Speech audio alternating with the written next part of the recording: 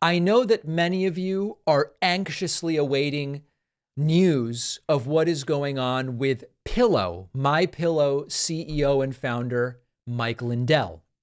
It's been a tough go for Pillow. Pillow had his bank drop him. Pillow announced that he's under multiple IRS audits. Pillow announced a fire sale auction on a bunch of equipment from his factories and delivery vans and furniture. Pillow manufacturing equipment and all sorts of different things. The latest here for the guy who really, he could have just lived the rest of his life out as a rich, successful businessman. Trump almost became a substitute for his previous addictions in a way, you could say.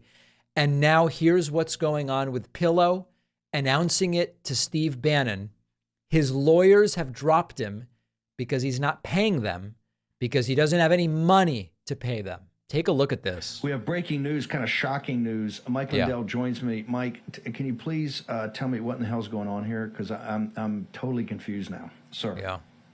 Well, Steve, the 10 minutes ago, all the Pillow almost in tears. lawyers we have for MyPillow and myself in the lawsuits with the lawfare with Dominion and Smartmatic, they just filed in federal court that to drop us as our attorneys, and this comes from the lawfare basically, and from the media, the attacks on MyPillow, what American Express did, just devastating our credit, and we have to. I can't pay the lawyers. We can't pay. There's no money left to pay them.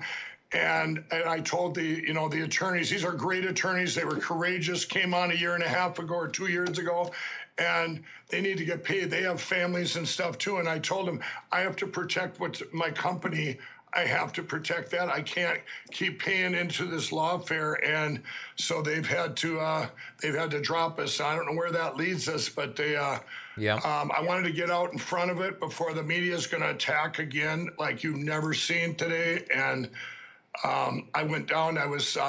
I called them. I talked to them. They filed it 10 minutes ago, and these guys were great, just great lawyers. And but they have families, they have kids, they have grandchildren, they have, a lawfare is affecting everyone. So understand, when Pillow uses this term lawfare, this is I'm sure many of you are familiar with the term warfare. Lawfare, they've created this term to mean the use of the law in a weaponized way.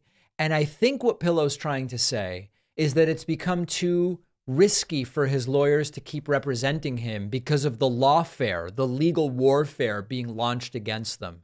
But he's saying he doesn't have the money to pay them. So it seems basically it's just like they need to get paid their lawyers. And this whole MAGA world of not paying lawyers is really something else. Disgusting media that attacks MyPillow. So then all the time, and this. But hang over a second. Hang over a second. Right. Slow down.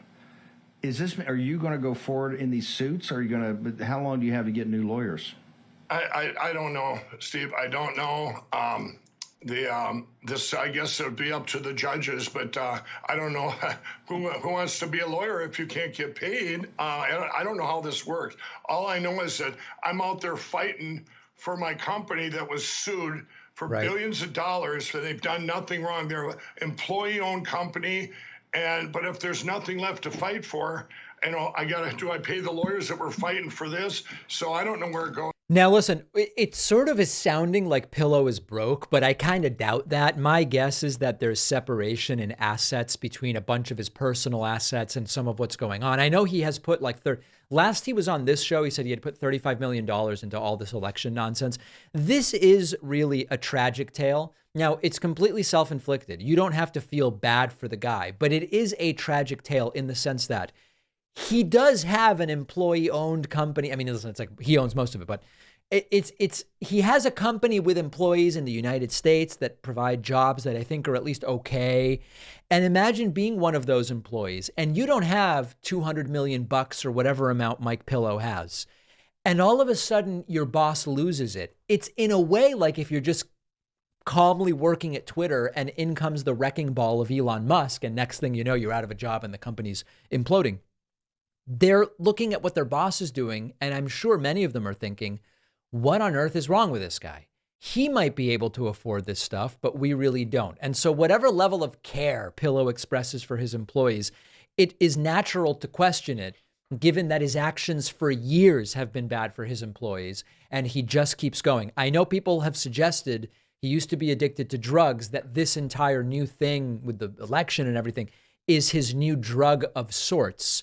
I'm not qualified to make that determination, but there seems to be something almost diagnostic about his fixation with continuing to push this stuff. At this point, I don't even know that it's about being in Trump's good graces. I don't know that Pillow's even in touch with Trump or is in that periphery in any way. So it doesn't mean we feel sad in the sense that he brought it on himself. He probably still has tens of millions, if not more, money.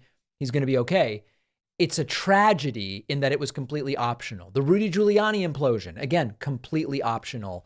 And so there is a tragic element to it.